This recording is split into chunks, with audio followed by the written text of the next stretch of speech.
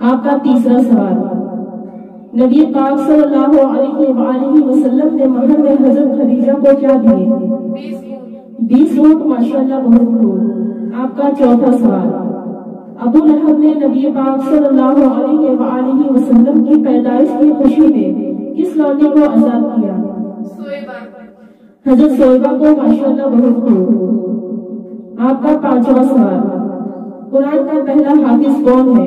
نبی پاک صلی اللہ علیہ وآلہ وسلم۔ نبی پاک صلی اللہ علیہ وآلہ وسلم، ماشاءاللہ الحمدللہ بہت خوب۔ آپ کا چھٹا سوال، نبی پاک صلی اللہ علیہ وآلہ وسلم نے کتنے بار عمرہ کیے؟